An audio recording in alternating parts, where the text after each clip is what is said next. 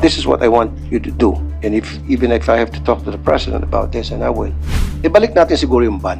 Wala na munang new deployment. Yung mga nandun ngayon, may kontrata, sabi, gusto nila mag-renew ng kontrata, okay ako. Kaya lang, wala nang bago. Kung ano yung natitira doon, yun na yun. Tapos, renew ng contract sila, okay.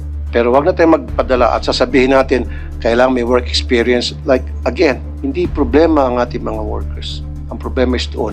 So, ito sana ang sinasabi ko. Dapat ang mga employer, meron tinatawag na neuro-screening. Ini-screen natin yung utak ng mga employers doon. Hindi ko naman sinasabi yung mga Kuwaiti si Raul. In fact, marami mga workers tayo doon na happy sila sa kanilang mga employers sa Kuwait. Maraming mga mababait na Kuwaiti, of course. Majority of the Kuwaitis are good people. Wala pa ako narinig na ini-screen natin yung employer. Ito bang si employer